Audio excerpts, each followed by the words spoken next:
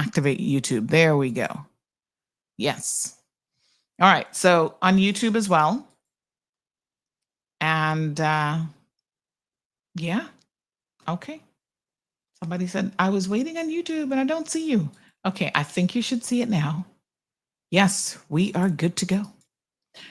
How is everybody doing? How was the weekend? Kids were out in full force trick-or-treating. I want to do a big shout out actually to the Windsor Park, to the Webster's Estate community, who every single year, literally thousands of people go through there for Halloween.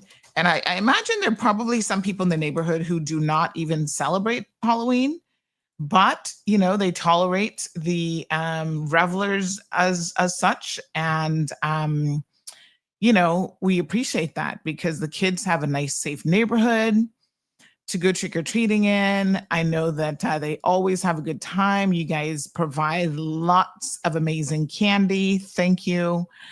And although my favorite one, Nicole, had some matters to tend to this year and unfortunately was not able to host her usual Halloween party because she goes all out for Halloween. And I do mean all out. It was such an amazing time for the kids. I took my daughter. She had like so many other kids. I think they go through waves of like what's popular.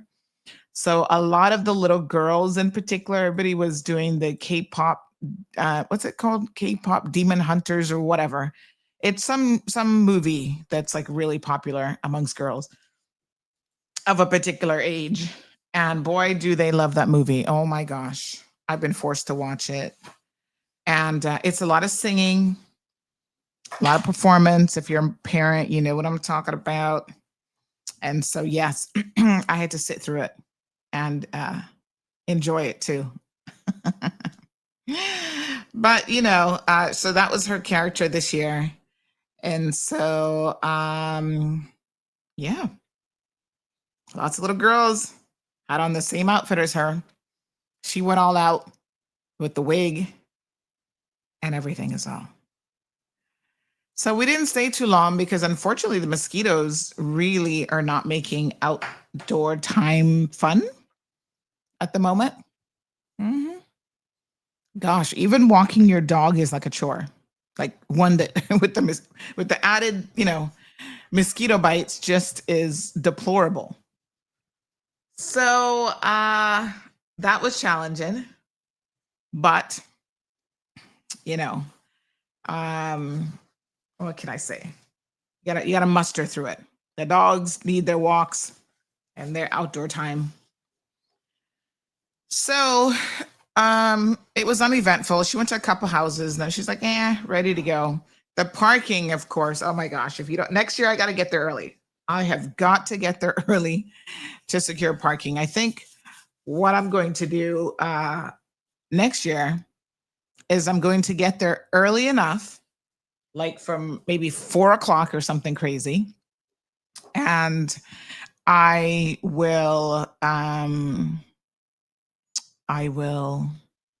park and go do something else just to secure parking. I'll walk around the neighborhood or something, go visit someone who lives in the neighborhood. I don't know, but we'll figure it out because the parking, oh my God, next level crazy. It really is. But the kids enjoy it. Like I said, it's a great neighborhood. Lots of people get into it, with all of the candy, and the houses are decorated. Some really go out and have a lot of fun with the decorations as well. And so we love to see them getting into it. There was actually one house that had like their front porch set up where you can actually go and have a photo opt. I thought that was pretty cool. So that was awesome. And then over to the side, the driveways where they had the candy section. So thank you. Big shout out again to that community. They are a gated community, so the gates are up all other times to keep y'all from abusing the traffic situation in the mornings. They had to do that a couple years ago because some of you just keep disrespecting traffic rules. But anyway, thanks for opening the gates and letting us in. on Halloween. And big shout out to the RCIPS who are there to ensure that everyone is safe. That they direct traffic, which helps I think a lot with the whole traffic situation. And yeah, it's all good. Okay. So it was quite an eventful weekend. We're going to talk about the Saturday lineup of events for me. So I did go to the Life conference. I'm going to actually share with you guys some of the interview tidbits from that because it was actually a really good conference. I was fully engaged. I left around 3 o'clock because I had some emergency messages coming in that I had to attend to. And unfortunately, with the flow outage, I'm going to get to them in a second. I couldn't. I had to like go because I had a NAS that was down. I had stuff that's like impacting my workflow, impacting your lives. And so as a result of that, I was like, oh man, I wanted to stay until the end. The last panel, I think, is what I missed, but it was a great. We're gonna get some of the shorts and stuff, but it was well attended. I figure some people register and then don't attend, and I suppose that's to be expected, but it was pretty well attended, given that they had 455 people register. They said they saw a huge boost after they came on CMR, and I'm like, of course you did. We reminded people, get out there, honey child. So yeah, it was well attended. It was the material was good. And I enjoyed every single one of the speakers. I thoroughly enjoyed the, they had a couple panels. I saw the first one, thoroughly enjoyed it. And yeah, it's just, you guys need to go to these things for us to learn how to address and fix. I need to fix my light is what I need to do. How to address and fix some of the issues that we are facing in this country. And of course, this one was really about early childhood years. And, the one that I thought was so interesting from a personal perspective is Dr. Hold on, let me tell you her name now. Dr. Let me see. She actually did a she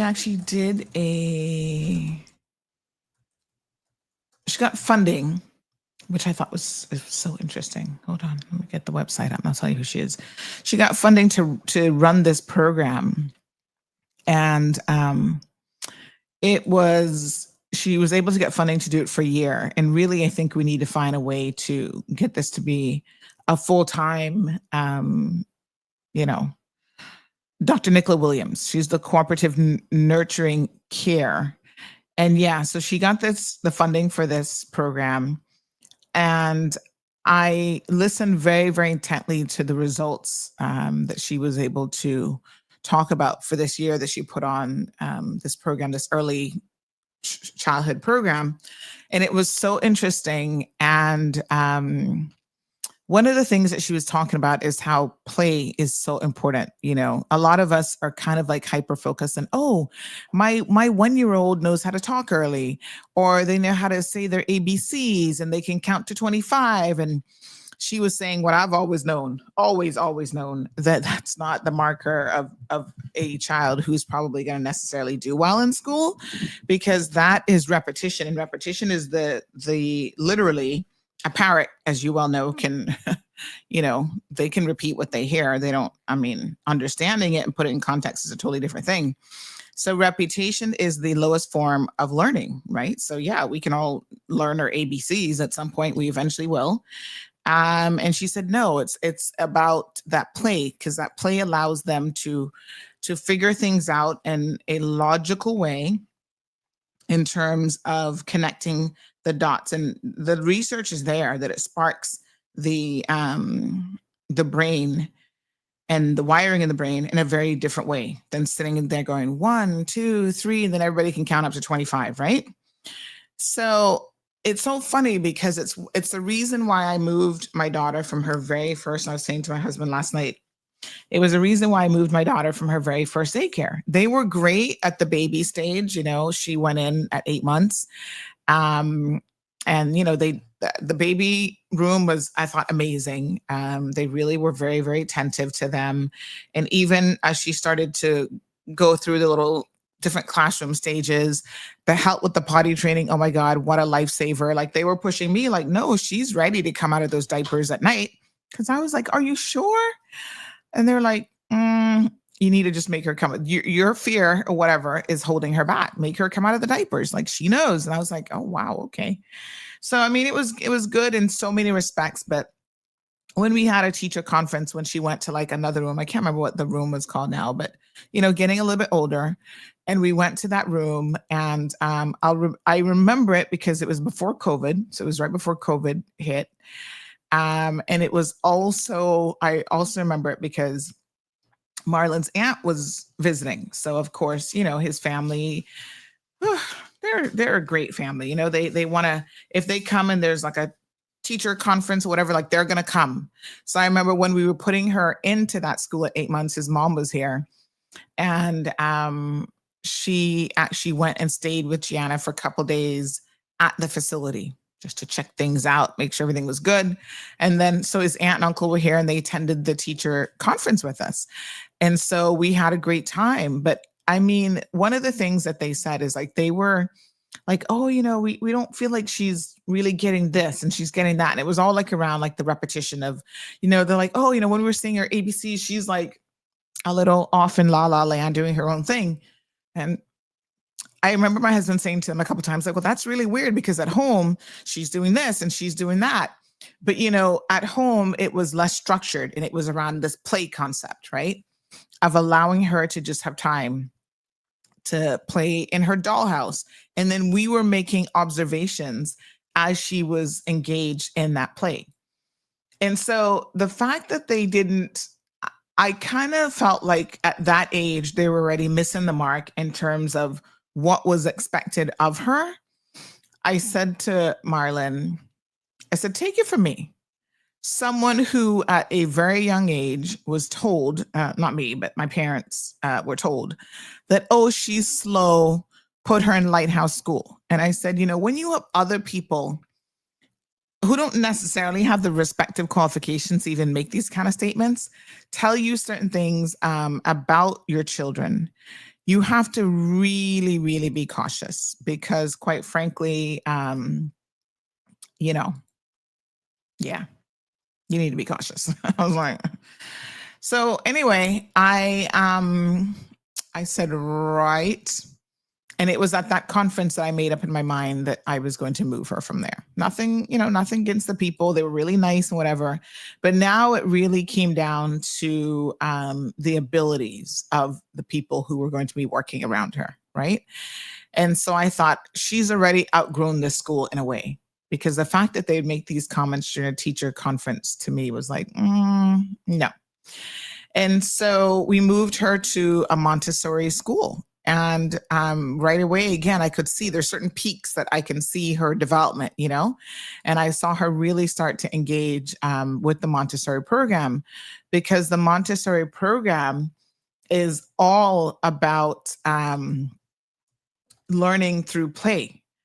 And so, that is essential to a child's development. And to sit there on Saturday and hear this PhD professional say what I already knew, which was, we need to be careful how we are interpreting how children learn, especially in those early formative years, right? Everybody's like, oh, well, my 2-year-old can read a book already.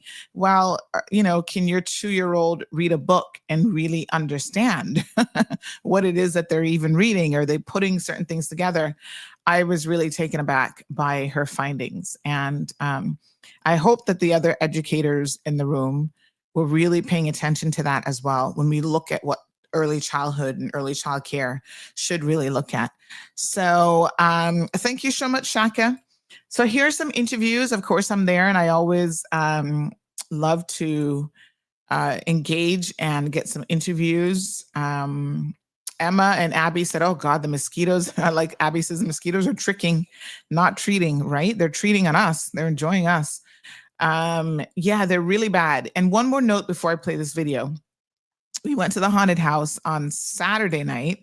Big shout out to Home Gas. They put on a phenomenal event, and this is a fundraiser that benefits a lot of organizations. I really want to thank them for that.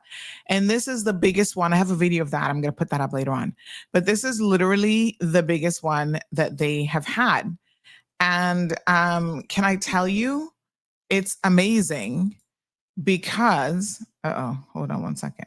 I just clicked on a button I probably shouldn't have. Oh, that's going to be trying to eat up my resources. Hold on one second. Computer's thinking a little bit too long. Okay. Hopefully that's recoverable. Something just said to me, no, don't touch it. Okay, I won't touch it again until after the show. Sometimes I'm using too many resources. I'm like, oops.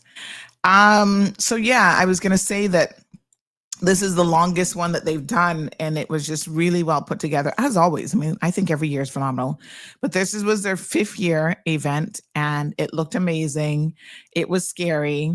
We took Gigi, and she was scared out of her bejesus, and she was like, she was telling me afterwards and yesterday as well, she's like, that haunted house, I was like really, really scared. And I was like, you were? And I said, okay, you don't have to go next year. Just let me know.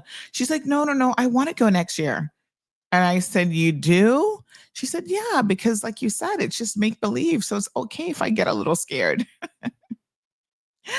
I'm like, okay, if you're up for it, I don't want you to be having nightmares now because, you got to sleep by yourself.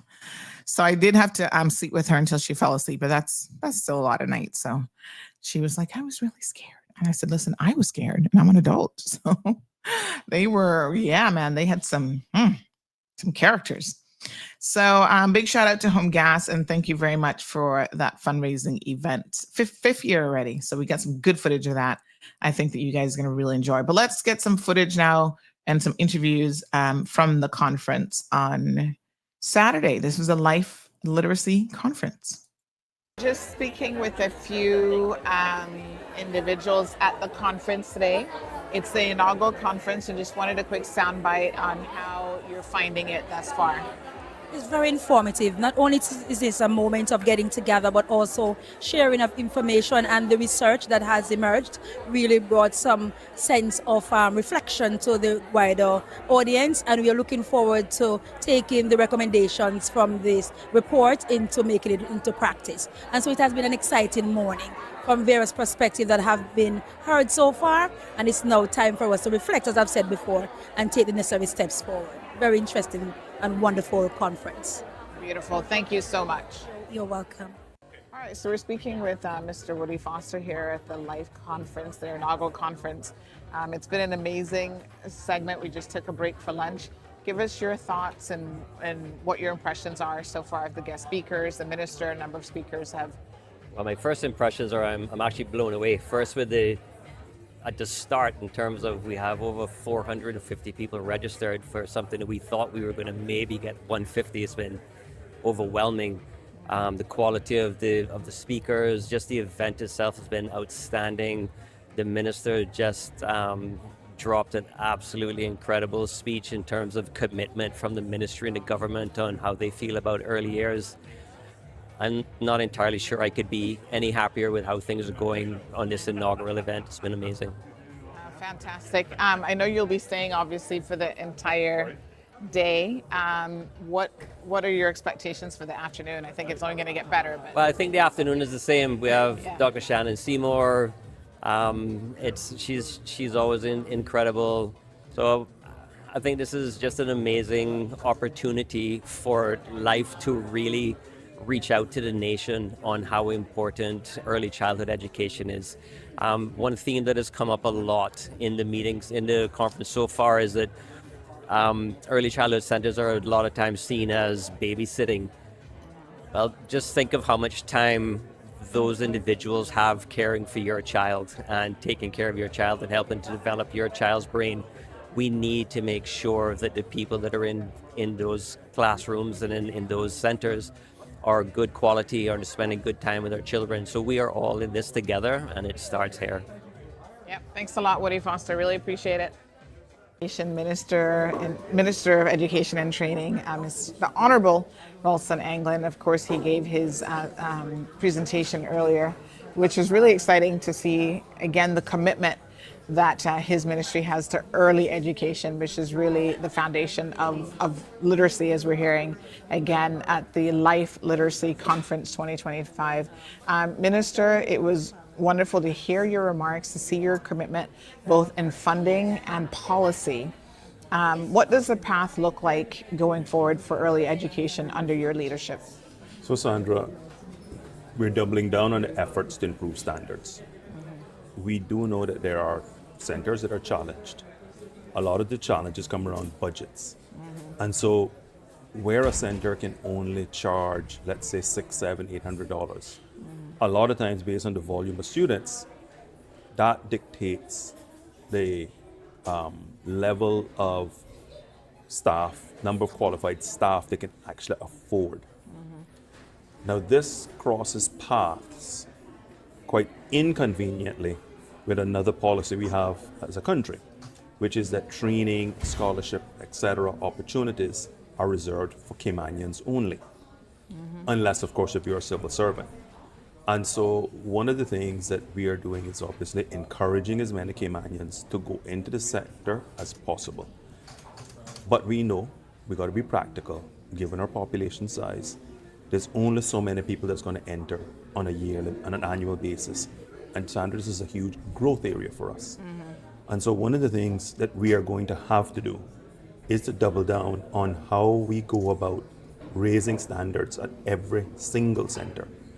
Because we can't have Caymanian children disadvantaged because of where their parent is able to send them. And we got to be honest, that's happening now. To fill that gap, two things we're going to be doing. We're doubling our funding of ECAP. I'm hoping to quadruple it by the end of the term. So that would be in the next budget. However, in the interim, how we go about rolling out more training opportunities for best practice, more inspection opportunities, but also working very closely in hardship cases so that we can get more parents into all centers will actually assist those very centers themselves to raise standards. The second thing that we are going to do is ensure that the qualification framework that we have locally is strengthened so that that would then give more Caymanians access to the ECCE sector. Right. So if we can do those two things, I think that's going to be critically important to how we raise standards. Now, as it relates to the actual interventions of government, I faced a lot of criticism, Sandra, believe it or not, for reintroducing reception at primary schools. Now, I say believe it or not because the fact is, how could anyone criticize government for investing directly in early childhood care and education? There's a growing cry from parents to have more nursery provision. Kim and Brack has it. There's a Northeast Nursery that services the North Side and East End communities because there's no private centers there. We know that there's a gap in Bordentown, so we're looking closely at how we can provision nursery in Bordentown. But it's going to naturally run deeper than that. What I think produces the best ECCE ecosystem is for government to gradually build out its nursery provision across Grand Cayman, while at the same time, centers who have the capacity to provide the level of care and the level of teaching and learning that prepares our children for primary one will naturally continue to do that. how we're able to take some of the other centers and assist them, especially from age 0 to 2, is going to be how I see them transitioning once government starts to invest in nursery provision. I said here, I said it on your show, I'll say it now. My commitment is to our children. I can't put anyone else or any other entity before our children. Sandra, it would be like government saying to a supermarket, look, we don't care what meat you sell to the public because you just need to make a profit. No, we have a duty of care to protect the public. Right. And in this instance, I have a duty of care to protect our earliest learners so that they can have the best life chance. 90% of brain development before age 5. That is all anyone should have to remember. 90% of brain development before age 5. And we know there's too many of our children coming from vulnerable homes that is not getting them ready to learn. And so they're behind by the time they get to reception, and they stay behind for their entire education journey. Yes. That's the gap that government has to assist in filling.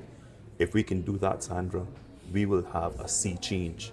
Less people in Northward, less people on social welfare, more people in employment, more people achieving and having that middle income, that middle class that has been decimated in this country, having Caymanians being able to reach that threshold. We're doing a pretty good job. Just look at the numbers in scholarships. Those are the kids that are most able. We're struggling to really help those in the middle and getting them lifted so that they can have the best possible quality of life. It's a long-term investment, Sandra. We're not going to see the end result tomorrow, but we have to make the investment today. What are your thoughts on the conference? Obviously, this is the first conference that the Life NPO has hosted, first literary conference, and the turnout was phenomenal. Sandra, I'm blown away by the conference. I want to thank Woody Foster and his team for the work that they've put in. It's very interesting. They still have a keen emphasis on literacy because literacy allows you to access all education. But they too have recognized that literacy in and of itself, without ECCE being solid, means we continue to be like a puppy chasing its tail. So by grade 3, we're trying to catch kids up when they would already be at or above standard had we did a better job in early years. And so I think this conference is a testament to how they have fused those two priorities and created what I think, certainly from a Cayman perspective, to be probably the most phenomenal education conference that I can remember being hosted here in Cayman. So as you see, the Early Childhood Care and Education Unit is here. And so we have put our money where our mouth is.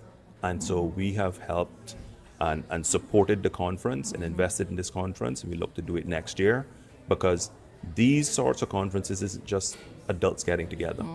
It is about getting best practice. Everyone in the room, everyone lined up on the same page. And I can promise them this. Going forward, we're going to be heavily participating in the conference, heavily participating on improved teaching and learning, improved standards.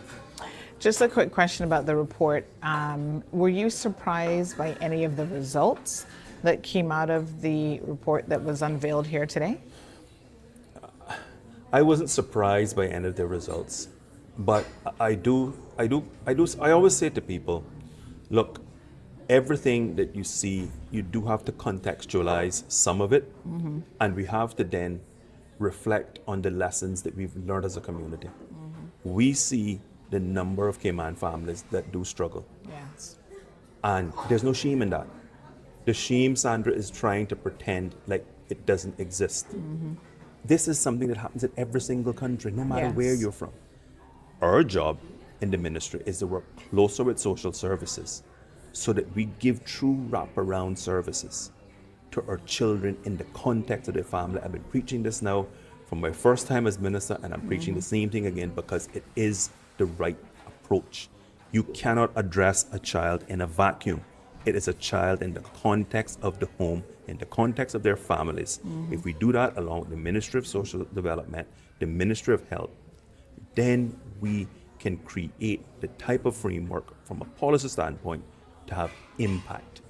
We got to be lifting families out of living day to day. People talk about paycheck to paycheck. We have Caymanians that are literally living day to day. And so how do you expect a child to thrive when their parents are struggling in that sort of environment? Yes. How we lift through a strong social safety net system that gets people employment, gets people further education, gets people more qualified, and being able to be self-sustaining. If we can do all those things, a lot of the things you see in that report will start to improve. So I'm not really surprised, Sandra, at any of the results in the report. I believe governments all over should welcome outsiders taking an audit and looking at and taking stock of where we are. Just recently we agreed to the scorecard with the Chamber of Commerce. That's a bold move because now someone else is going to say how well you're doing versus you Right. printing results Self-diagnose, and, yeah. self-testing and Yes. self-reporting on our own performance. Exactly. And so I welcome reports of all sorts, and I am going to be working with the team. As you've heard in my presentation, there's already items in there that we're looking to address, and we're going to continue to do that. All right, well, Minister Engling, again, acknowledging that children, it's a 360 approach. You can't address any issues really that a child is facing in a vacuum. Thank you so much for your time today. Thank you. All right, folks, so we're here at the Life Conference, just taking a little bit of break, but we're catching up with Dr. Dan Worry, and he had given earlier a very interesting and fascinating talk on his book and his findings around, just early childhood daycare centers, and kind of turning the pyramid upside down really was, I think, the theme, if you will, of his discussion. Tell us a little bit about your thoughts on the conference today. Well, first off, it's thrilling to be here. When I was first approached by Life, I know this is the first, hopefully the first annual Literacy is for Everyone conference, and I think our initial conversation was very much that maybe we'd have 100 or 150 people here, and so to watch the growth and to know that there were nearly, I think it's nearly 500 that were now registered today was just a thrill to see this event kick off in this particular way. And I would say that the content, as we're recording this, it is midday. We're just breaking for lunch, so we still have several sessions to go. But I feel like the morning has been just fascinating. The release of this report about the sort of the state of early childhood on Grand Cayman has was really eye-opening to me, helped to inform my conversation. And it's interesting, this book that I've written is very American, admittedly, in its examples, but the findings of the report today, I think, go to show just how many similarities there are. And it's interesting, I've spoken this year about the book in Canada, in Ireland, in the UK, and it's interesting and maybe a little bit depressing to find that there are so many commonalities, right? That issues around cost and issues around access, even availability of early childhood programs, sort of independent of whether you can afford them, they may or may not exist. Issues around the needs of the early childhood workforce, which, tends to be, poorly respected and poorly compensated, at least in comparison to their public school counterparts who are working with slightly older children. I mean, those are themes that I have found consistent sort of across even the international settings where I have spoken. So it was, fascinating to hear about what's happening here on the island. Yeah, very, very interesting. I always like to know who's getting it right. So in your experience, in your research, have you found any examples that we could be looking to say, they're 75, 80% where we should be? Yeah, I'm always careful to say I don't think anybody just sort of has it right. Right. But there, I mean, to the point of the example I was sharing earlier, that during precisely the time that young children most need stable, nurturing relationships with their most beloved caregivers. I mean, in the U.S., we're at a place where 1 in 4 mothers has to return to the workforce within 2 weeks. Several years ago, I was visiting Scandinavia. I was in Finland, visiting a preschool program, and it was fascinating. A little embarrassing in hindsight. I had been at this preschool, this lovely, lovely preschool. Had been there for 40, 45 minutes, walking around and touring around with the staff. And I said to them, before I go, I would love to see your infant room. And they sort of looked at me puzzled and said, "Oh no, we don't." The bottom line is that that there are, particularly Scandinavian countries, a number of the European countries that have so invested in paid family leave that it really is sort of the cultural norm. I mean, the punchline of the story is there was no infant room, and the reason for that was that it's very much the norm that when you have a baby, it's sort of the expectation that for at least the first year of life, that that not only is there an expectation that family members will be at home with the baby, but that there are provisions so that you aren't penalized in the workforce when you go back, and that leave is spread. It's not, we often talk about maternity leave, but it's, they have it structured in ways that it may be mom that stays home. It may be dad that stays home. It may actually be a combination over that year, where they're sort of taking turns on and off.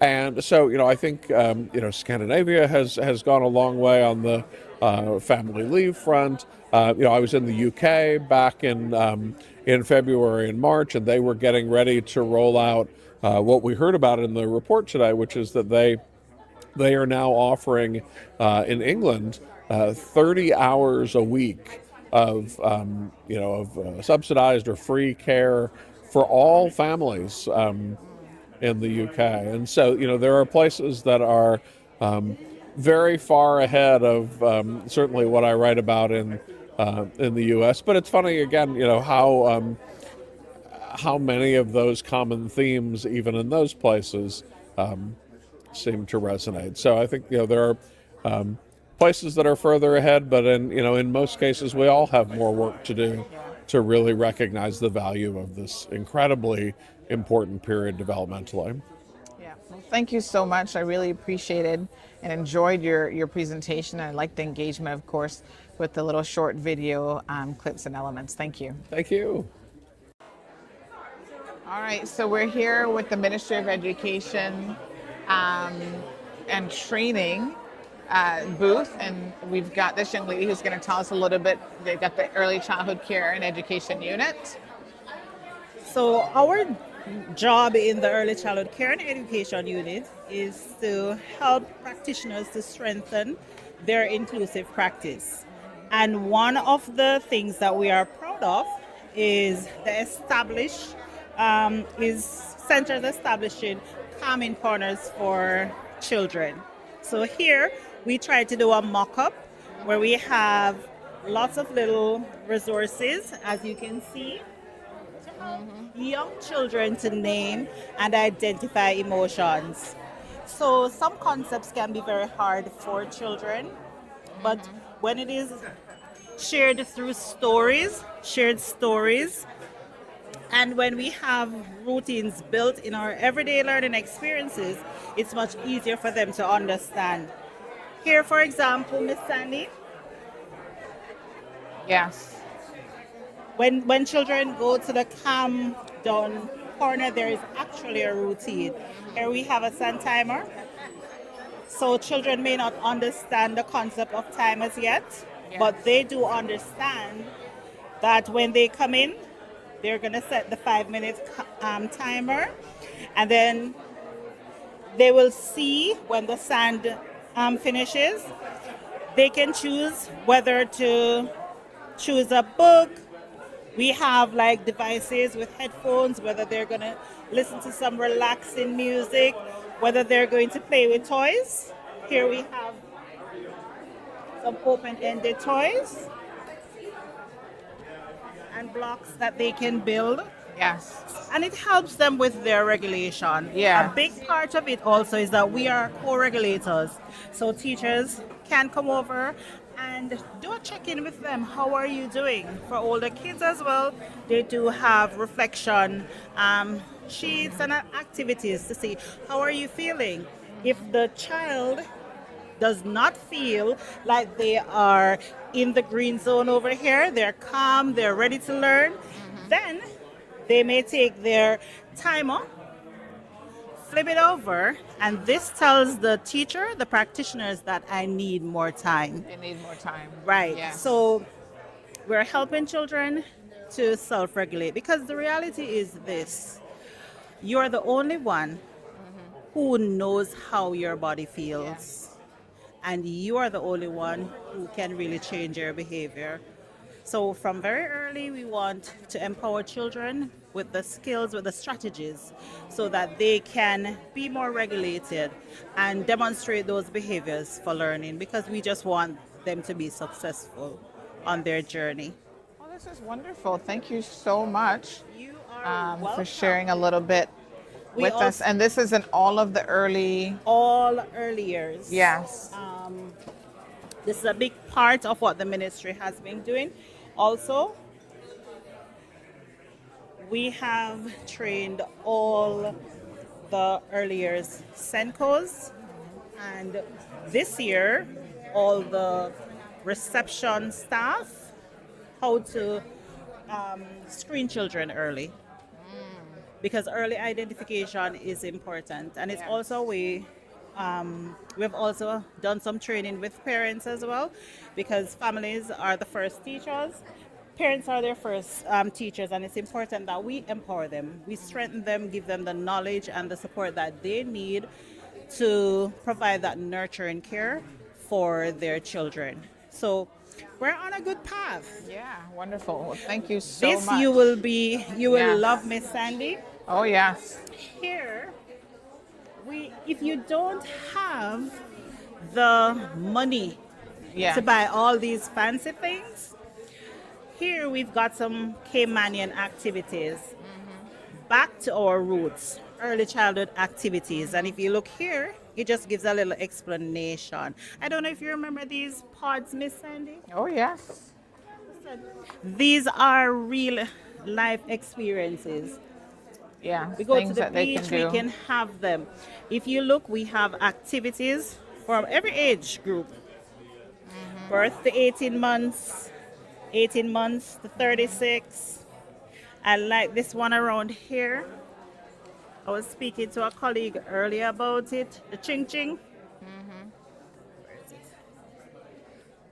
Ching ching.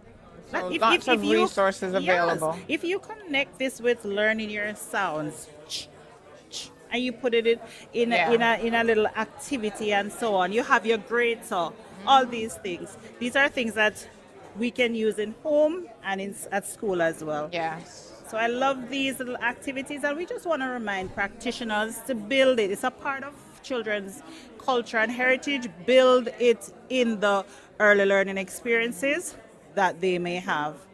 This is another beautiful one too that you can source from Amazon. Mirrors, the face. We just had that presentation. My Feelings mirror. This is another great one that we use, and it helps children. And we have the activities here as well, so they can build their faces. So we want practical ways to support children. We have our books here, right from the start, starting strong. Leading learning, love, logic, and intentionality, because we have to be intentional about it. Yeah. And we have the teacher's guides to help as well. So the Ministry of Education, we are on a path to supporting everyone. But the most important, as the theme says today, starting strong. We want to give children the right start in life. We also have early intervention program here for those children who need that extra specialist support. So we have information for early intervention program here as well. These can be taken. Yes. Tell folks who are listening how they can reach out specifically to the early education care and early childhood care and education unit. Come on, Ms. Sarver. So just inquiring about how people can reach out to the early education care, early childhood care and education unit. So you can reach out by email at ecce@gov.ky, or you can give us a call at 244-3155 or 244-3151. Okay, wonderful. Okay. Well, thank you, ladies, so much. Welcome. Thank you. Okay, so one of the booths here at the Life conference is the Early Childhood Association booth, and they have quite a bit going on about their organization. So we're going to just say hello to one of their members and tell us a little bit about the association and who can join. Hi, good afternoon. My name is Carla Andino, and I am one of the members of the Early Childhood Association. We are inviting the people to come and join us every second Saturday of the month. So we are giving the training and also certificates so people can start building their professional portfolio, and they can be capable to work in better condition with the children. If you have the passion, if you are a parent, if you are a babysitter, nanny, or educator, please join us. It's $25 a year, the registration. You can do it online, or you can meet us at UCCI at the Cascade Room every second Saturday of the month. Okay, so for the month of November, today is the 1st. When is your first meeting? Next Saturday from 9 to 11 at the Cascade Room at UCCI. And people can just show up? People can just show up. And you give them more information about membership? Yes. Okay, wonderful. And so you offer support. Is there anything else the Early Childhood Association does that people might be interested? Yes, separate from the training, we've been working with the hub, supporting the special program to support the children, especially the low economical in Cayman Island. And we are here to support the children and also the educators and the parents and the community in general. It's not only about education, but to guide people where to find the resources and how to get help for the children. Okay, beautiful. Well, thank you so much. You're welcome. All right, folks. So that was a really good conference, and those were some of the individuals that we spoke to, different organizations and so forth. So yes, Jay says, so the government is going to make it so 1 and 2 year olds can go to government-funded preschool, I think you would say, but if so, that would be amazing. So they're definitely going to be adding more funding to the early childhood area and making it more available to younger kids and more kids as well. So I think that, lots of good things going on there. The budget has been increased for the first time. And then the minister said that he's hoping by the end of his tenure to perhaps quadruple that budget. So we will keep an eye on those things. So yeah, absolutely. Absolutely. Very good things happening there, I must say. Okay, let me see. Oh, today's Ozzy's birthday. All right, happy 18th birthday again, Ozzy, for about the 50th time. We hope that you are having a fantastic birthday, as always. Okay, fantastic. Someone just showed me that on social media there. Good. So yeah, so on Saturday, one of the other things that occurred that a lot of you might be aware of was the fact that we had an outage. Flo, honey child, what is going on? Lately, Flo's been having some issues, man. Even before, okay, so this one is being blamed on the hurricane. But even before this hurricane, they've had some pretty massive outages. Remember a couple months now, we go to the grocery store and all of a sudden you can't, the POS systems are down, all that kind of stuff. It's on the back end Flo, what's been happening? Mm-mm-mm. I don't know. It's not good. And, at some point, I think that their employees were telling the businesses that they weren't even sure what was going on. They weren't sure why there was an issue. And I was thinking to myself, if y'all don't know why it's happening, how are you going to fix it? Well, we seem to have a why this weekend, and it appears to be tied to the situation in Jamaica. So Hurricane Melissa obviously has done a number to Jamaica, and their cell service there has been negatively impacted. Obviously, they have internet, not just internet issues, but electricity issues and so forth as well. But I am actually told by very, very reliable sources that Flo is saying that this is connected to the current state of the network in Jamaica is actually connected to our outage on Saturday. And I was a little bit confused by that because I'm just like, what does that have to do with the Cayman? Help me fill in the blanks here. What? Do we not have independent and separate networks? So I'm told that apparently not. That however Flo has their network connectivity going on, we rely on Jamaica. And there's no independence as such. So if Jamaica has a certain type of outage like this one, which is quite massive, then that is going to impact us as well. Now, the oddity here is my understanding is that Digicel, who is a provider that is also in both jurisdictions, doesn't have that issue because Digicel actually has some redundancy built in for their Cayman market. Now, I had to think about this, and I said to myself, Flo has been here before anybody else. They had a 40-year jump start in everybody else, right? 40 plus years probably. And so I'm a little bit confused as to how it is that other networks, other providers that have come in since Flo would have redundancies in place, but Flo doesn't between Cayman and Jamaica. I'm very Flo, y'all need to issue some kind of statement.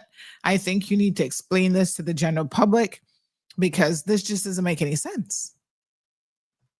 Not to mention that for Flo, Cayman has been their cash cow forever and a day. I mean, like literally forever and a day. So how do you not invest in that extra kind of infrastructure for us? Of all places, Cayman should be getting it because y'all making money in the Cayman Islands. I don't know what else you're making and where else you're making it. But in this jurisdiction, the average person walking around with multiple phones and multiple, come on. I find this hard to believe. So Offreg issued a statement.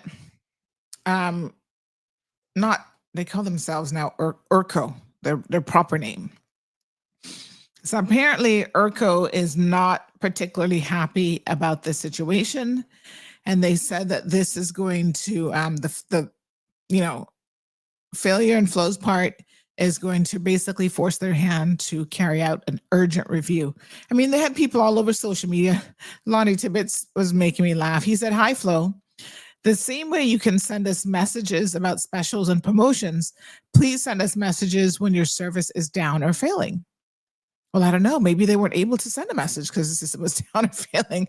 I don't know how their messages come out. But anyway, needless to say, this vulnerability left both residents and businesses really, really upset on Saturday because there are people who, like one person, my apologies. One person, she was trying to do registrations for a fundraising event. She's like, she couldn't do that because, of course, the card machine wasn't working. And, the phone wasn't working and all sorts of stuff. So I noticed something was up, but I didn't realize it was that big of an outage because when I was at the conference, of course, I was on Wi-Fi. So I was on the Kimpton Wi-Fi, but I was messaging my husband and noticing that none of the messages were going through. So I'm like, that's unusual. But I was thinking it was something specific to his phone. I'm like, okay, what happened to his phone? Did he...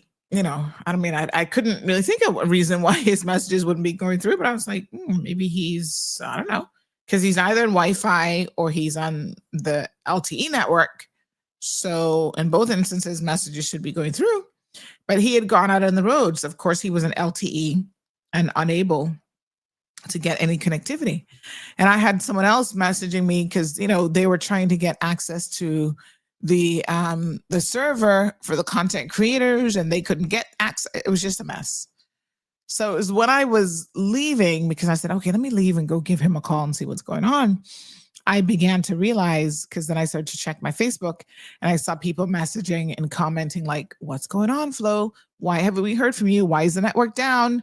People telling them, oh, go switch to Digicel. I'm like, oh, Lord.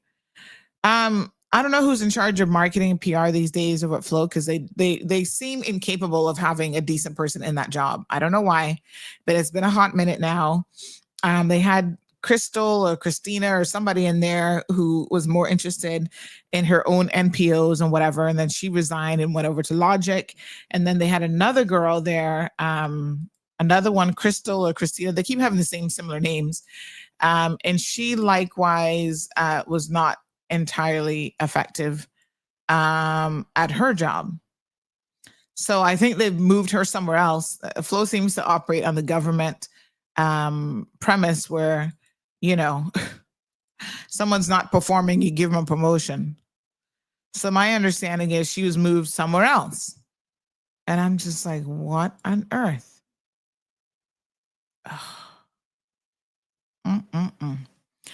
Anyway, we'll wait to hear what Offreg ERCO is going to do, but they say that the strongly worded statement, they acknowledge the widespread nature of the service failure, emphasizing that some customers have even lost access to 911 emergency services due to the interruption or the disruption. This is critical now because that could cost somebody their life. You know what I'm saying? That's nothing to joke about. This isn't just like, oh, okay, are you going to give me a refund on my money? If someone can't call 911, that means that, you know, what if you're at home and somebody's having a heart attack and you can't get to 911 access or whatever? That's just not good.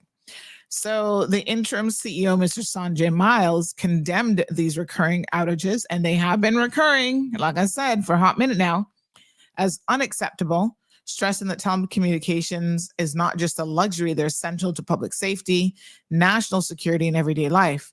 And Miles confirmed that ORCO had formally required Flo to deliver a comprehensive report on the causes of the outage and the company's recovery efforts. The bottom line is we can't sit down and wait for them to get their networks back up in Jamaica. I mean, that could be weeks or even months before that happens for us to get stability in our network. So, Flo, I'm your friend, and as your friend, I'm going to tell you all that you need to get your ish together. This is now at the critical stage where it is simply not acceptable, right? So I don't care. This ain't got nothing. Don't get in your feelings or whatever. This is critical stage where y'all need to figure it out. Somebody said nothing's going to happen to Flo because basically there's no consequences will continue to happen with Flo. And that is an unacceptable position. So I'm glad that Offreg, Mr. Sanjay and Offreg have, you know, issued a statement, and now we need to see some action, y'all. Yeah, something's gonna give, and Flo needs to fix this situation because again, you have two completely separate countries that have been separated for years. We no longer even share the same zip code, and so you know our reliability on our network should not be connected to Jamaica and their outages. We need to have some redundancy. And this begs a lot of questions about even how we're getting service to the island, that my one cable, if that's cut or that goes down, the entire island is without service. I mean, it's just too much. Like we need to fix a couple things in the telecom area. And I think the government also needs to push for that to happen. Island Days says Flo is useless. They are milking Cayman for every dollar they can get without investing minimum as possible. Shameful. What a hot mess. Help me out here, Flo. I'm throwing y'all a lifeline, but I don't see how I can help you really. You know, I think eventually they sent something out, and you know, half of the island was like, okay, that's when you send it after offering sent out their statement. So I don't know. What time did that message come out? Yeah, they sent their message Saturday at 4:31 p.m. was when I got mine. Dear customer, we apologize if you're experiencing any issue with our mobile services today. Our team is working hard to keep you connected. Y'all see me rolling my eyes. October 27th was the last message. October the 8th was a promo. And then we had another one on September the 3rd, talking about issues again. So yeah, it's getting a little bit too frequent now for us to continue to, you know, give y'all a bly on any grounds. Get your shit together. Sophia, good morning, my darling. Good morning to Miss Anne and all of the other lovely people joining us this morning. We've got Instagram listeners. Strong Wilt says, I told them should name slow instead of flow. I mean, it just ain't flowing. It ain't flowing not at all. So yeah, Flo, please, please, please get it together. There's a lot of us here with you paying our bills every month, and we are not happy about that at all. So yeah, figure it out, fix it, because we are not going to continue to pay for this kind of foolishness. And like I said, now that it's interrupting our 911 service, that's not good. Okay. Uh-huh. Uh-huh. Okay. All right, so just checking in on Jamaica. We saw Lisa Hanna did an interview with the American Press I saw it on Saturday, so I'm guessing that interview was probably on Friday. And what I can say is she did a great job. It's good to see people coming together, you know, because this is definitely the time for us to do that. I mean, this isn't the time for division. And, you know, her confidence in the Jamaican government, where she basically said, listen, the government is going to do everything in their power, everything that they can to really help the people to get back to some degree of normalcy. But I'm going to tell you again, from experience, it's not going to happen overnight. So it's unfortunate. I think the death toll is now up to 28 people, if I'm recalling correctly. And you can expect that to rise. It's going to go up. There's absolutely no way that it doesn't go up, because they haven't even gotten to all the areas yet, as far as I know. So, wow. I predicted from the onset that it was probably going to be closer to 50 people. Really a tough time, undoubtedly, for the country as a whole. Now, we've been getting a lot of requests around donations. So some people are like, oh, you know, this particular person wants people to donate because they're sending for their family or kids, whatever. And I want to be very, very clear. You can donate to any person that you want, any way that you want. That's entirely a matter for you. However, I am going to follow the guidance of the entities that came on this show and said, let the governments lead on this. And I'm going to tell you why. Some of you may have seen that we posted this video on, hold on one second, yesterday. And this was basically an audio note from this Jamaica YouTube channel. They cover pretty much everything Jamaica in the news. And they were talking about how people in Jamaica are unscrupulous individuals are taking advantage of the situation and actually, in fact, robbing people. So listen to this, because this is where even you as a good person on this end, sending money, or not money, but sending, you know, a box of stuff to certain people, you might be putting their lives in jeopardy. And this is really, really quite unfortunate and really quite sad. But have a listen to this message. See there, my virgin sister got down there in the sugar, but he never end up go down at St. Elizabeth there. Go and donate some stuff for them pack, food stuff. And then just tell me, say, yo, one of the boy come there, want more than one, and go say one bag not enough. So them give him 2 bags, him say him still want more than that.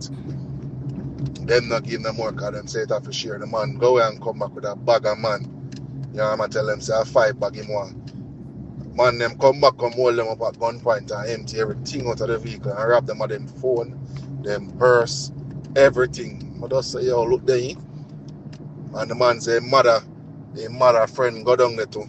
And them rob that person. So I tell them, say, that's why them say I have to go to security forces. Because them boy, you see, man, them boy.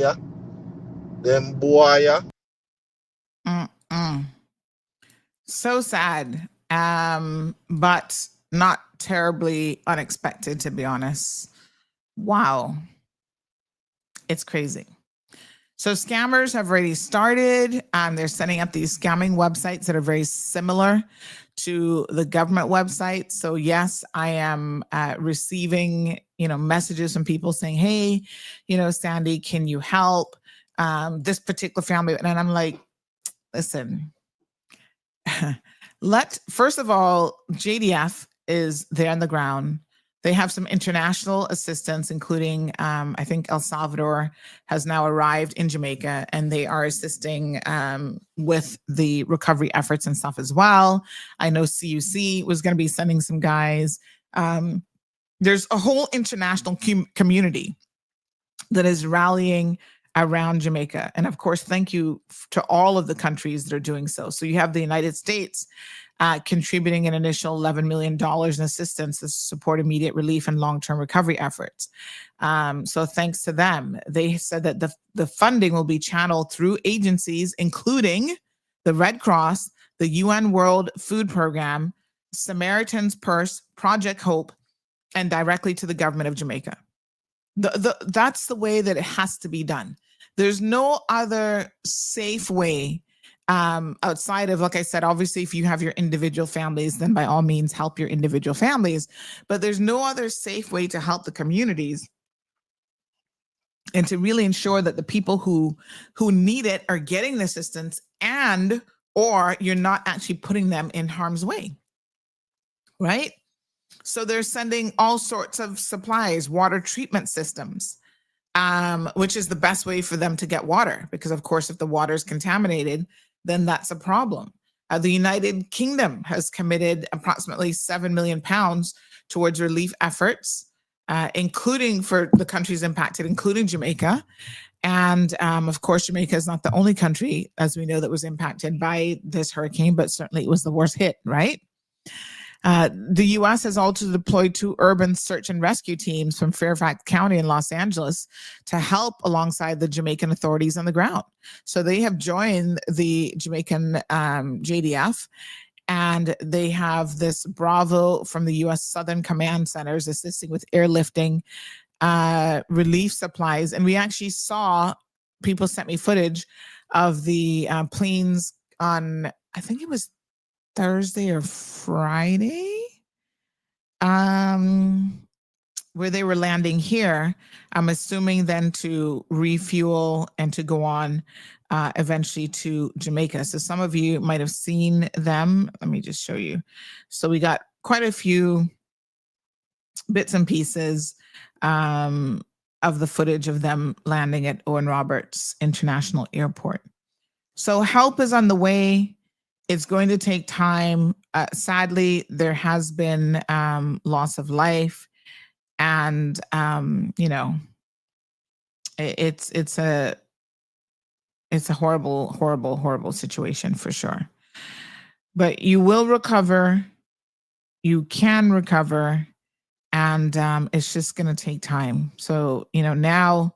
And that's hard when people are in crisis mode, to tell them that they have to know that, life is going to get better. They're going to rebuild. I was actually reading an article about this that was saying that, unfortunately, that that unfortunately this event has set Jamaica back by undoubtedly what will be the equivalent of decades worth of work. And it's unfortunate because, you know, the government of Jamaica, the country of Jamaica had made some real strides financially. They had paid off a lot of money that had been borrowed from the, oh gosh, remind me of their names. Was it the World Bank? The one that's always willing to loan you money, but when it comes time to pay, you're going to be paying interest forever. So here's at our airport, military come in. I think there's 3 of them. I am at, thank you. Yeah. So, I think it was 3 of these men, at least 2 for sure, as you see there. But I believe it was actually 3. So help is on the way, and it's going to take a while. And I don't want to diminish the suffering of the people of Jamaica because it is absolutely horrific. In fact, somebody sent me a video this morning, and I was saying that, you know, in context, we compare our Hurricane Ivan to their Hurricane Melissa, but Hurricane Melissa was worse. I mean, there's no 2 ways about it. The death toll alone speaks volumes to how bad this storm was, right? We didn't have that number of people, anywhere near that number of people dying. The other thing is that is really, really unfortunate is the fact that the road structure in Jamaica is so different. So let me show you something here. And I was actually talking to Marlon about this morning because one of his brothers actually works for their equivalent of Roadworks, basically, right? And he's like, he's now living in the States, but he's like, this was always a problem. This was always like, as soon as they would try to fix one thing in Jamaica, something else, like the roads were just always a constant source of like constant repair, constant, you know, like you couldn't fix it quick enough before something else went wrong. And that is just unfortunately the nature of the roads there. It's pretty wild. Give me 1 second. I am trying to find this one video to show you guys. But yeah, it is really, really an unfortunate situation. So someone sent me this video. Why am I not? I'm seeing it on the one screen, but not on the other screen. Hold on.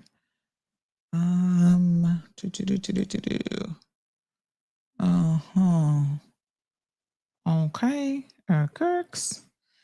But yeah, I was looking at this and I thought to myself, this is a perfect example of why, you know, things are different. All right, hold on 1 second. Let me just move this to a folder that's easier for me to find it in. 1 second here. Yeah, so so yes, it was you know, it's just one of those things where it's challenging because the roads are so different. They're very like, I feel like Cayman, although sometimes we get little potholes, and we do have after Ivan, we saw like sinkholes and stuff happen. After major earthquakes, we'll see sinkholes. But our ground is more, I don't know, it's more like it's I guess because of the limestone or bedrock or whatever. It just seems like it is different than a lot of the roadway in Jamaica. And when you see this footage, you'll understand why I say that, right? So look at how this road, and this is an area called Burnt Ground, Santa Cruz, St. Elizabeth. But look at what happens when the water came in and washed away the road. And I think really it's because of the topography of Jamaica. It's more like hilly and landslides and that sort of thing. But look at this. This is said to be Burnt Ground, St. Elizabeth. Oh my God. Close to Santa Cruz. Mighty, look at this. I don't know when the government is going to be able to fix all these roads. My God. You wonder where water come from, so if you dig out the road like this. Look there. No, sir. People, I'm telling you, I am not even sure if that was a hurricane. Maybe that hurricane they come with some other disaster mixed up in it, you know? I mean, look at that. That is so wild. Yeah, that's pretty crazy.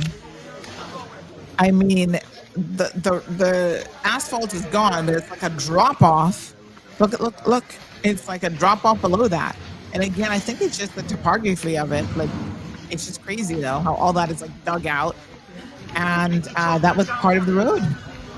So yeah, how will that be repaired, and when will that be repaired? Only God knows. I mean, these communities are going to be cut off from like proper. Somebody was talking about junction. Yeah, it's crazy. And even as of Thursday, Friday, I told you guys my mother-in-law's in St. Mary, and of course she has no electricity. So her son had to take her generators. So a couple of them drove from Kingston to try to get to her, to take her generator, to put up the Starlink, to make sure she could get internet access and all this sort of thing. And she was able to finally call us on Friday after all of that was set up. But here's the thing, even as they were traveling along the road, stuff was still falling in the road. Like on the way back, they had to take out a shovel and try to move debris out of the roadway in order to continue to get back to Kingston. So it's going to be a rough time. I mean, you just got to believe that there is something better on the other end of this. And yeah, I don't even know what else to say. It's just horrible. It is just absolutely horrible. My goodness. I can't even imagine the stress, And I kind of feel like everybody's stressed out like at a different level. So I was still saying to her, are you sure you don't want to come to Cayman? Of course, none of them feel safe leaving their homes at a time like this, especially. So she's like, no. And plus she's housing other people who lost their rooftops and that sort of thing. So, she's hosting others, and, it's just like, wow. Ay. It's going to be a long, long haul. And then we saw videos, of course, of people saying, come and pick up this body. It's starting to stink in the neighborhoods and stuff like that. And it's just like, oh my God, I don't even know what to say. Unbelievable. So we have had some Jamaican nationals reach out. One guy called me and messaged as well to say that one way in which they feel like the government here could help is to give them access to their pension funds. Now, I don't know how realistic that is. I passed the message on, because they're saying that, listen, if they allow us access to our pension, then we could help to rebuild our communities. We did it during COVID. I think that unfortunately, every single time you do it, even as it relates to natural disasters, then you will have a constant run, because these disasters are not going to be, let's face it, they're going to be happening more frequently than ever. So you're going to have a constant run on these resources. Ay. And what do you do every time something happens? You're going to have nothing left in your pension. Like literally, you're going to defeat the purpose of even having a pension if we continue to allow a pension run to happen. So yeah.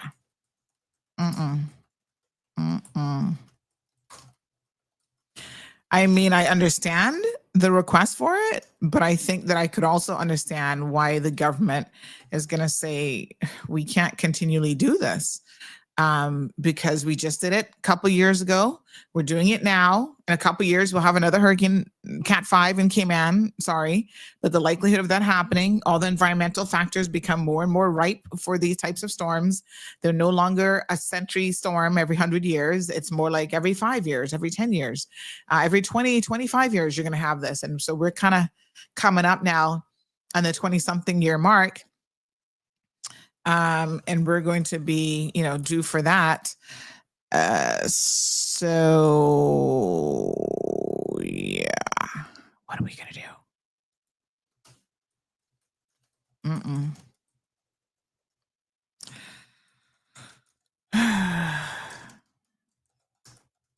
I don't know.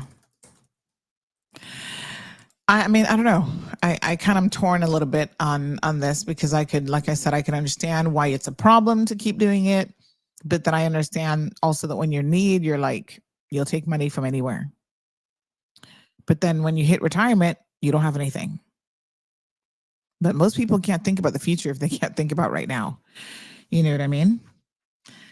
All right. Yes, Liz, we did say that El Salvador was contributing as well. We did mention that earlier as well. And it's the IMF that I was thinking of. Thank you so much. So it's going to hit Jamaica's economy in the long term quite substantially. Irvin says that they need to do it through the Red Cross. They're going to play politics with those donations. Miss Sandy, sending, but to the government is not safe either. Once it gets into the hands, not the politicians, done. You mean hands of the politicians? That's what the people are doing, but themselves. But it's getting dangerous. I mean, the government has to find a safe and equitable way to help its people, regardless of politics. I did see some interesting commentary on this online, where a lot of people were applauding the Cayman Islands government for having both the opposition leader and the premier at the, showing a coalition, if you will, when they were in Jamaica. The first two flights that landed in Jamaica were Cayman Airways. So on the one hand, I understood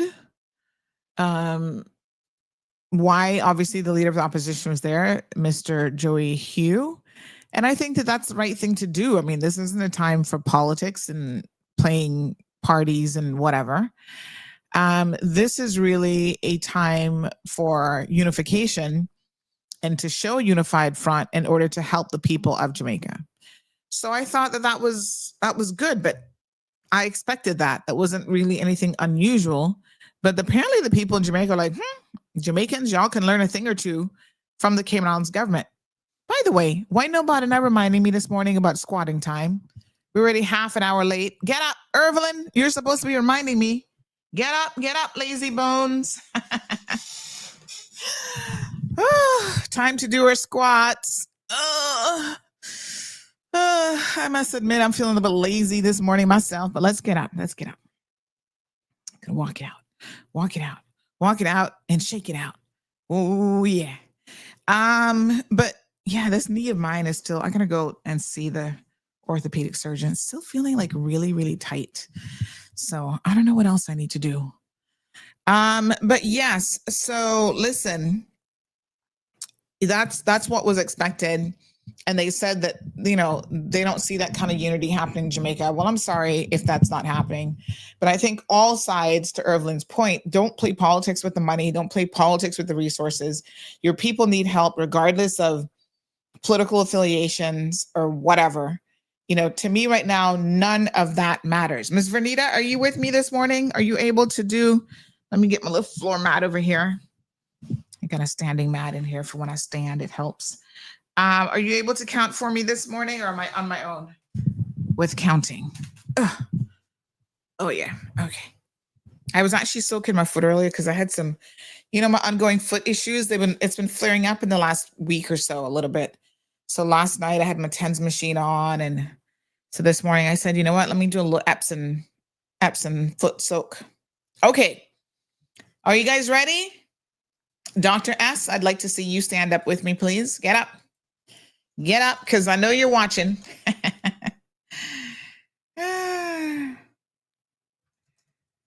All right, so let us go ahead and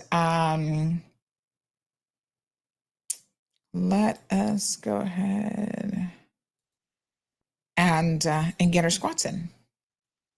Okay. All right.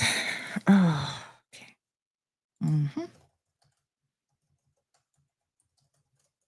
Mm-hmm. Yes. Mm-hmm. Mm-hmm. All right, we ready? Evelyn? I love how the minister did his. By the way, I don't know if y'all have noticed, but Minister Rolson Anglin looking a little bit slimmer these days. He's lost like 25 pounds. Mess with him, honey child. Good for him. And yes, he did his little squats on Friday, and you know, you could hear it in his voice, but that's good. That's what you want to do. If you're not winded after this, that means you're not doing enough. That means we got to do more. All right, so let's just go ahead and get started doing your squats. Anybody wants to call in and talk to me while I'm doing them, because then that helps me to count if I need to count on my own. So that's 2, 3, 4, 5, and I count slow because I go down slow. 6. I don't do it too fast. 7, 8,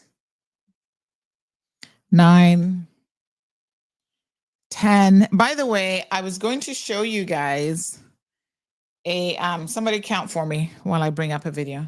I think that's about 12 now.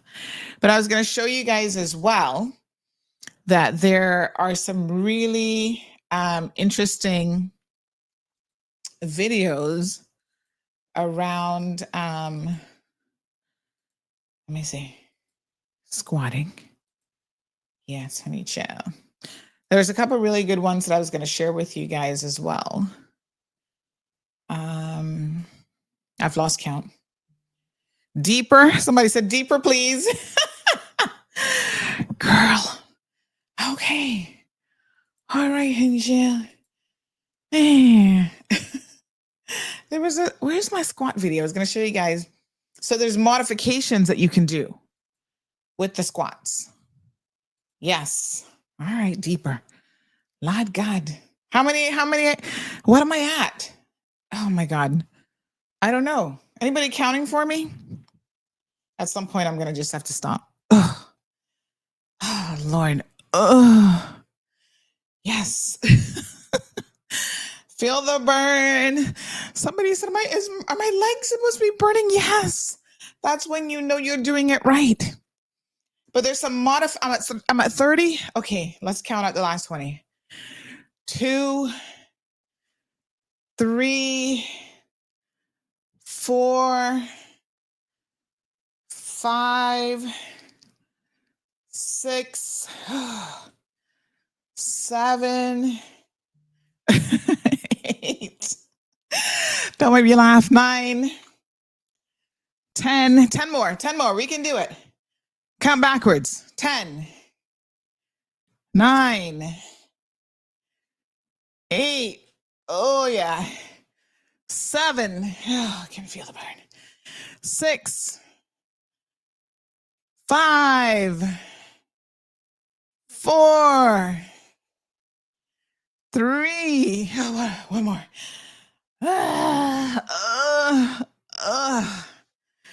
Okay. Wow. Okay. Oh, Lord Jesus. And then technically sitting back down should count. Sitting back down should count as another one. Ooh. Oh my gosh. Yes, honey child. 52? Oh, Flora said I did 56. Whew, honey. Ay. Lord, you can feel the blood flowing around, honey. All right. Count for me. Margie counted 54, so close enough. So I did somewhere between 54 and 56. Yes, I can feel it. 60. Emma, you did 60? Oh, that's good. All right, so there's a couple modified squats we're going to do this week to kind of mix things up a little bit. So hold on. Let me see. Where's this one? So this one is called 3 Simple Squats. All right, hold on. I found like I've got to kind of mix these up a little bit, these videos, so I can find stuff when I'm looking for it. Okay. So we're going to modify how we do the squats to make it more challenging. We don't want to get bored, honey chill. So tomorrow, I want you guys, if you can, to bring some weights along. I know y'all like, are you out of your mind? No, I'm not out of my mind. We are going to step it up a little bit.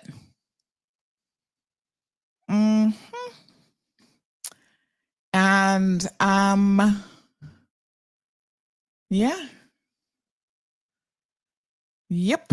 Okay. So we're gonna bring some weights in the studio tomorrow. I did 60. What? I'll take it. Somebody's miscounting. So anywhere between 54 and 60. All right. This person who said deeper, please. They're always bragging that they do the deep squats. I'm like, really? All right. Who else did it? Give me your count.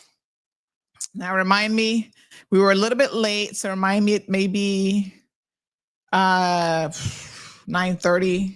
We want radio to get into it. I can only watch this morning, says Miss Lucy. I have enough pain, can hardly move. Talking of the time. Love you all. Oh, gosh. No bueno. Hope you feel better, honey child. All right. So, yes, I will continue to pray for our brothers and sisters in Jamaica. And, yeah, it's going to be a tough ride. Just hang on, honey child. Fasten your seatbelts and hang on as best you can. And there will be help. I mean, I feel confident that there will be a lot of people stepping forward to assist. Okay. But, you know, people have to be careful because there are also a lot of scammers out there. Someone messaged me on Saturday saying, hey, you know, there was, someone coming up to them talking about, oh, you know, can you give me money? And, you know, the story just wasn't adding up. So they're like, please, please, please tell people to be careful. What a hot mess. Please check our social media pages if you've lost or found anything, because we're always posting things there. And, you know, like right now, there's a guy who's looking for a camera bag with the camera that has been lost. There's always mobile phones. Shout out to Cellular World for sponsoring that segment now. What else is missing at the moment? So we found a driver's license for Javari Pearson. If anybody knows Javari Pearson, your wallet, in fact, has been found. So please, Javari, reach out. Does anybody know Javari Pearson? We have a car key. Looks like a car key, some sort. I don't know if that's a Toyota or Hyundai, but that's some kind of car key. And with a tag on it that says Belize. So it has like a little Belize keychain. So that has been found. Somebody else lost a black Samsung, what is this one? S24 Ultra with a black otter case, a few cracks on the screen. So this lady was reaching out on behalf of her husband. So if you have seen that, let me just see what else we're missing. Good morning, caller. Uh-oh, can't hear a word, honey child. Hold on.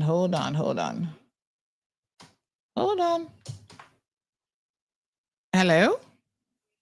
No, still can't hear you. Allow me to restart the phone. This happens on occasion. Seems like the phone loses communication with the board. So normally a restart sorts that out. Uh-oh. Accidentally press button. We also have a Juan Suarez Ramirez. Your debit card has been found. So Juan Suarez Ramirez, sorry. Your debit card has been found. It's easier for you guys to contact us as soon as you have lost something, because if you wait weeks later, the amount of messages we get, it's near impossible. Miss Dorette Parchment, your Cynical card has been found. Miss Dorette Parchment, your Cynical card has been found. We have a couple jackasses of the day posted up, including people who were parking just in the middle of the driveway at Hurley's. They went grocery shopping. I guess they couldn't find parking at the time. They decided to make their own parking, but where they parked was like crazy. Just right in the middle of the driveway. Pretty wild. Unbelievable. Just trying to see what other recent messages. Okay, that phone was recovered. Okay, let me see now. I think I'm hearing something. All right. 1 second.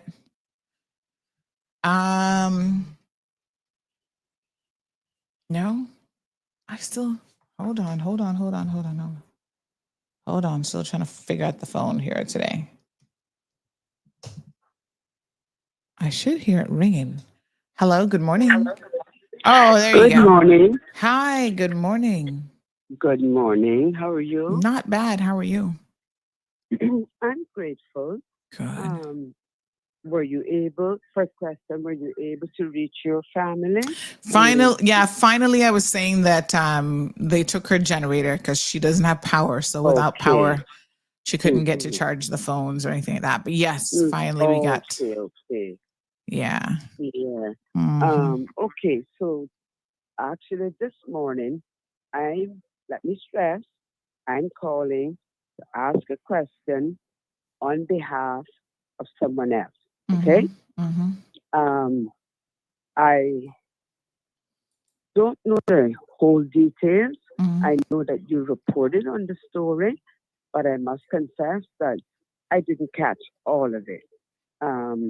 It was to do with, I don't remember the first name. The last name is Thompson, and it was concerning the Tourism Attraction Board.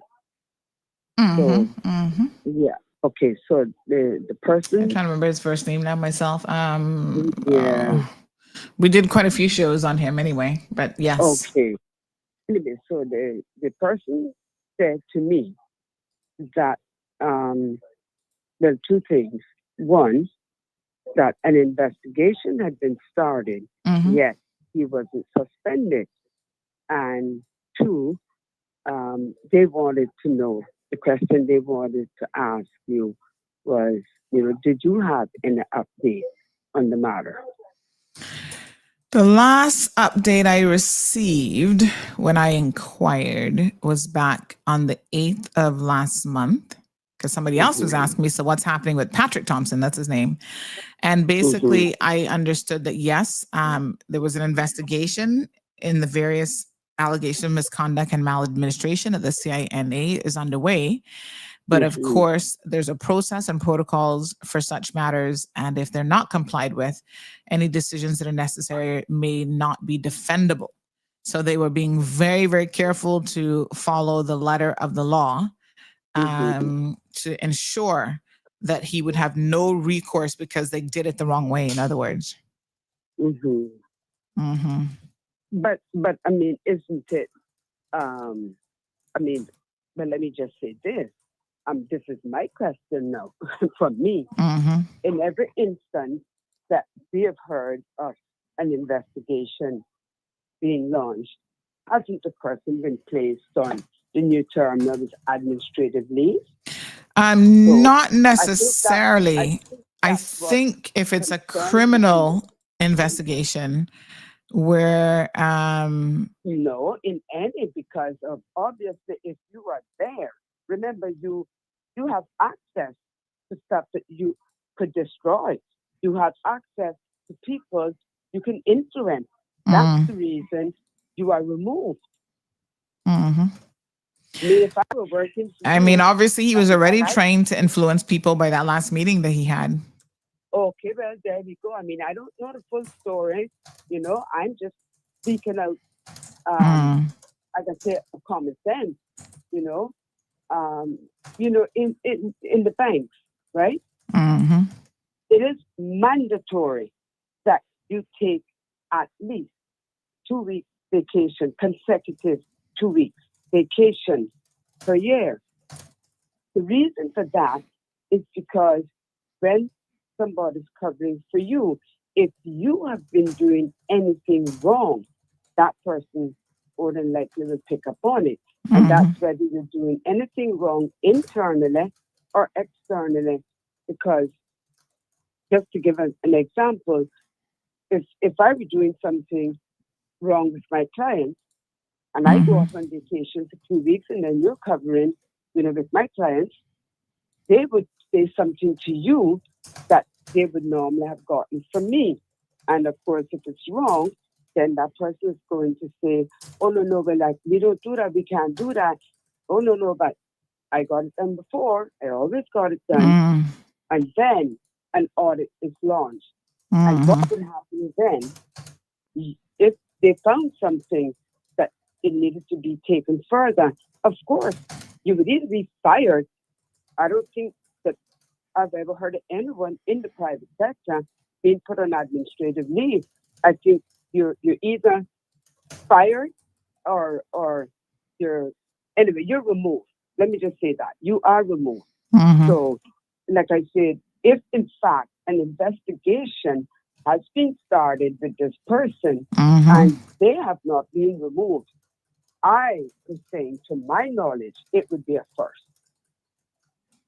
So, Yeah, I mean, I don't think it's the first, to be honest, because I know of other instances where investigations were ongoing and they didn't remove the people at all.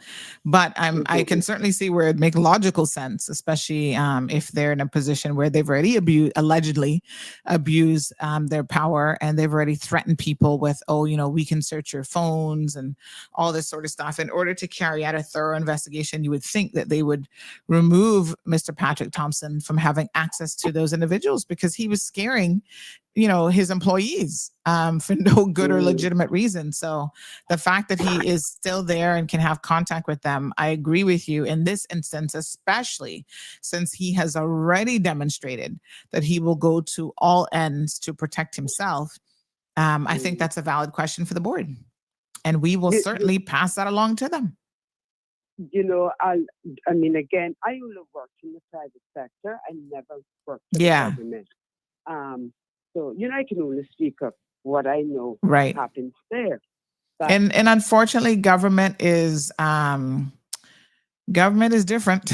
I mean, we know that. The way that they do a lot of things, a lot of people who work for government could never survive in private sector. I can tell you that. But I'll tell you this: there was an expression in the private sector that when they said, a typical civil servant, that you weren't getting a good evaluation. It was when they compared you to a typical civil servant. Okay? So, and I can say to you that, yes, I worked with people who left the service and came into the private sector.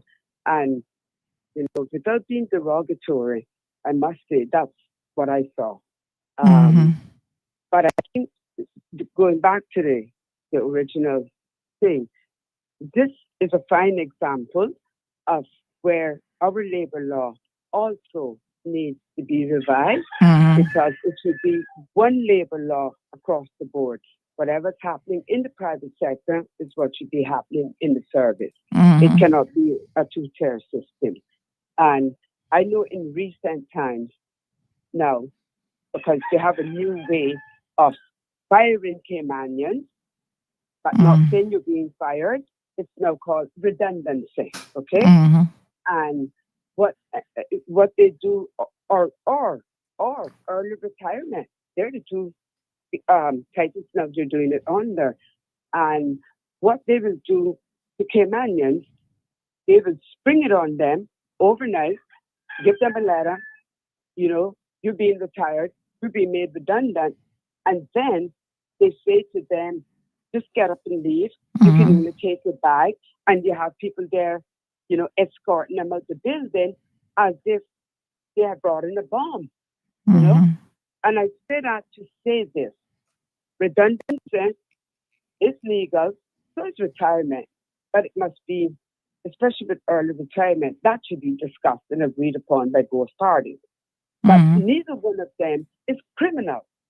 So why are you treating them like criminals?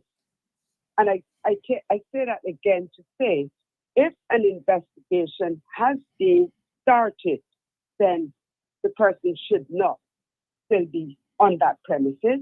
They should not have access to anyone that they worked with, whether there or anywhere else. That's the way it's done. So I find it very troubling if that is the case. And the question wasn't coming from me, like I said. Someone asked me to ask you. So, and based on what you're now saying, I find it very troubling if that is the case. Yep. We will pass that along. Thank you so much. I appreciate it. And I hope that, you know, what was said is helpful to the person that was asking the question. Thank you. All right, my dear. Thank you so much. So, yeah, I mean, I think early retirement is probably not an option for someone like him because you're rewarded once government has to put you into early retirement because they have to pay out the rest of your contract. It's not like you retire early and don't get the rest of your money. So you get paid for the 10, 15, 20 years that you're not even working. And I think Patrick is still pretty young. He's probably just in his 40s. I don't think he's much older than that. If he is maybe early 50s. So that's, you know, probably another 15, 20 years. And nobody's going to buy that out, especially when alleged wrongdoing has occurred. They just need to do their investigation and find the evidence for everything that we've said. And I can tell you, I mean, the maladministration, that shouldn't be too difficult to prove because we had a lot of evidence of that. But again, typical government SAGCs, you know, they do things a little bit differently. And, you know, to give them credit, you want things done the right way because, of course, you know, someone like him would lawyer up and try to sue the Cayman Islands government. Tartarian says that sounds like the UK driver. That type of parking is common in the UK. Oh my gosh, it's horrible. Gabby says they're not the only ones who park like that at Hurley's. Oh, my apologies. Marshall, good morning. Aisle 2025 said so many people are starting their own donation drives here, but our government's done a great job of pooling together resources. I hope people won't trust just anyone. And again, you know, I spoke to an entity Friday, the owner of that business, that, you know, he was collecting stuff. And I said, did you see what hazard management said about sending stuff over right now? Like, you have to also know what it is that you're sending, that it's what the people actually need, water for purification systems, et cetera, et cetera. So it's a lot that obviously is going on. So yeah, you know, be careful. Let me see here now. So, all right, so a bit of good news.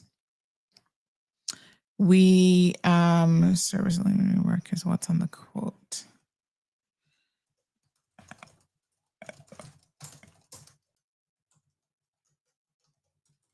Okay.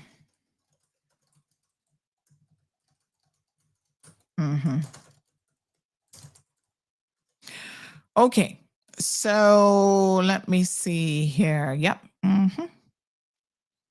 Island Pearl says DMS is infamous for that type of behavior. Take you in a room, dismiss you, escort you to your desk, only allowed to take handbag, and then they tell you that you'll be called to collect your personal items.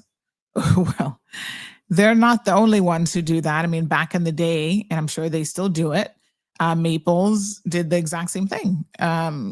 Like the caller just said, there's normally good reasons why they do that, because if they're terminating you, they don't want you to have access to their files any longer. They don't want you to be, you know, minded to touch anything or mess with anything in terms of the filing system or anything like that. So not for nothing, but there's a lot of companies who run sensitive operations. And so when they do, that's how they've got to do it. They can't say, oh, we're going to terminate you, but let you stay on for a month. By law, they're permitted, and this is what happens. They are permitted to pay you that month's notice instead of letting you sit there and work it out. Good morning, caller. I think it's called technically put on gardening leave. Good, thanks. How you doing? I'm good. I'm appealing to the people that is running in the evenings. I know this might be off subject by the hurricane. Yeah, no, we've got open mics. That's okay. People that are running where? Sorry. That is running in the evenings. They're riding bicycles, they're riding these battery e-bikes or whatever they want to call them, and they do not have any lights on them. They're not using any reflective jackets. I think it was between Saturday and Sunday. I almost knocked down 2 people. And I'm very cautious. I wasn't driving too fast, but there need to be something. If people are not going to use a reflective jacket, they need to pass a law. If you're out on the street walking and you're wearing dark clothes, I mean, this it should not be, because you're going to put somebody that is driving. They're doing what they're supposed to be doing, and it turns out that they kill somebody or maim somebody or injure it. It's ridiculous. People need to take responsibility for their action, and I don't know what to do about it. You know, I never go walking my dog without having a reflective jacket, but I always wear a white shirt. Because most of the time I don't wear, white pants. You know, it's I don't know how to even start with that, but it should not. People should take responsibility and wear reflective clothing or bright clothing.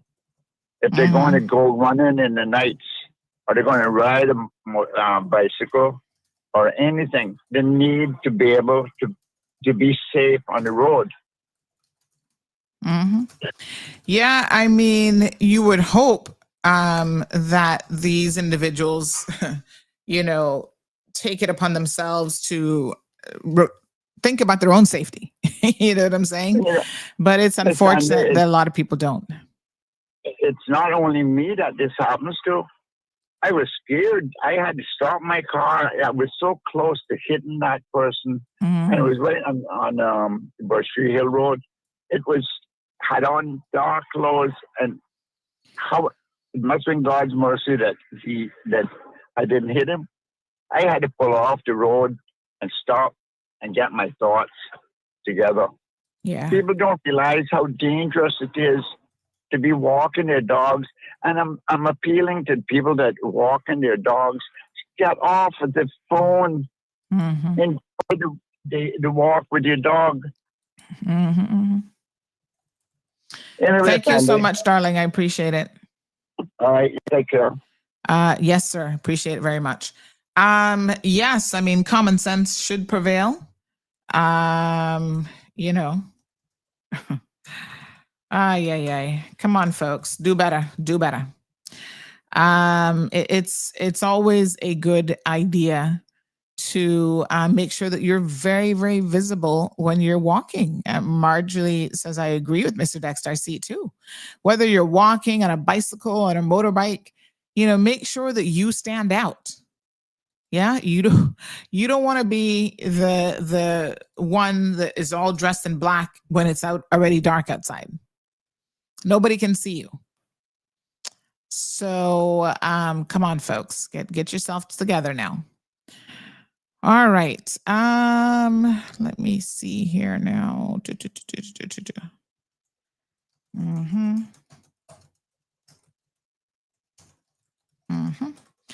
All righty. Let me see what else is going on, honey chill. Okay, so I think that's it. Oh, let's do another round of squats before we go. I'm gonna end on time today because I got a mountain of paperwork on my desk that I need to try and sort out. My brain right now is like, get paperwork done. The beginning of the month and the end of the month is always like a really, really busy time. And so I need to focus on like getting all those bits and pieces sorted out. So I'm going to do that. Get up. One more time. One more time. Oh, honey child. Poor Zeus. His toys are all over the place. Oh my God. Ugh. He's got more toys than the average toddler, I feel like, on most days. Okay. Yes. Oh, Lordy. Oh, God. I'm so sorry.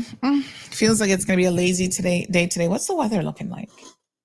Oh, a couple clouds, but looking maybe some afternoon showers here and there. All right. I think I'm going to this time around try to hold it. So I'm going to go low. The electric bikes are black and many of the riders wear full black. Yeah, it's pretty wild. All right, let's go deep, as they say, and let's hold it for a count of 50. 1, 2, 3, 4, 5, 6, 7, 8, 9. I need to just do a counter on my phone or something. You know what? Hold on. Let's count that as 10. Where's the timer? Is that part of the clock? Oh, set timer. Stopwatch. Oh, but we don't know. That's not like counting, so it's kind of different, right?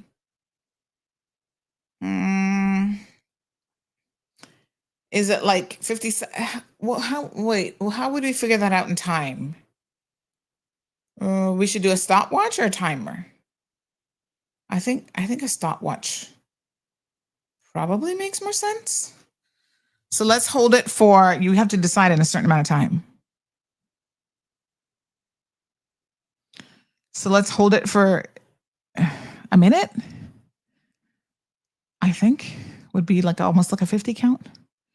All right, we're at 45 seconds. Let's just hold it. Continue to hold it. Timer. I think I'm doing the stopwatch though, you know. Okay.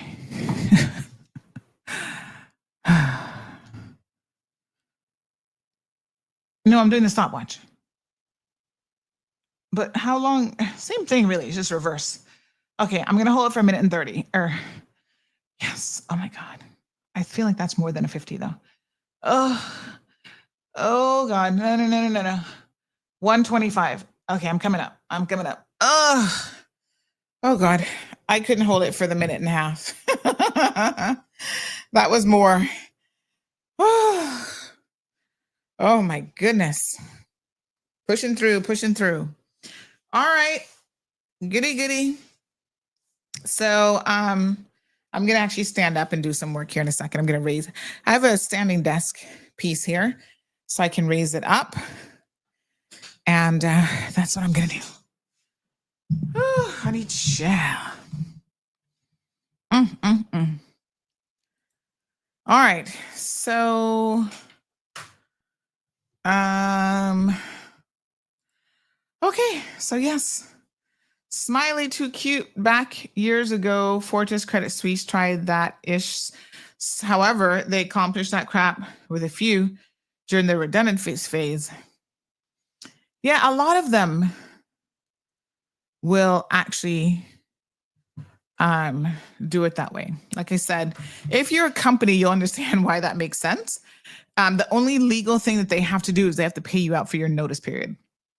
So they can remove you. I mean, what Maples used to do, they would normally do it on a Friday. I don't know why Fridays, but maybe it was just easier for the pay cycle or something. I don't know, but they would do it on a Friday. And basically, people would go like out to lunch or something, come back to the computer, and the computer would be locked. It would say, come and see HR. After a couple times, you're like, just pick up your bag. You know what that means. Pick up your bag, take your cookies or whatever you had in your little drawer, and just leave.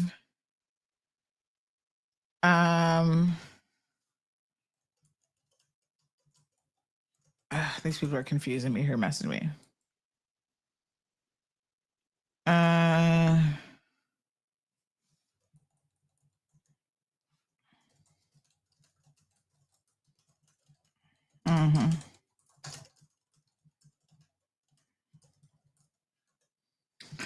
All right, good folks. That's all she wrote. I've got tons of emails and stuff coming in. I got to go get some work done this morning.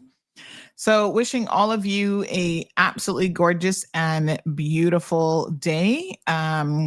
Smiley Too Cute says, I stood firm, took both my bags and everything that called me owner in from both security and HR. It wasn't their property.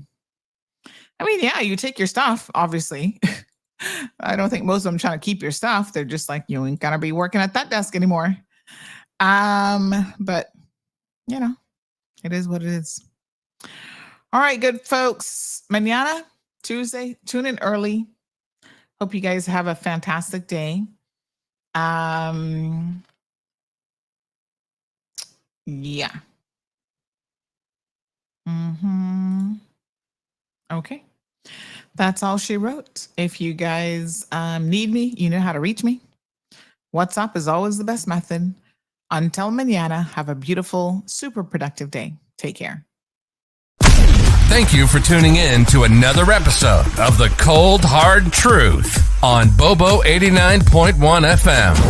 Cayman's #1 talk show is live weekdays from 7:30 a.m. Never miss an episode again. Watch anytime on CMR's Facebook and YouTube channels for the latest show episodes. Don't forget to follow us online on our social media channels and visit CaymanMarlRoad.com for all the latest news and community happenings.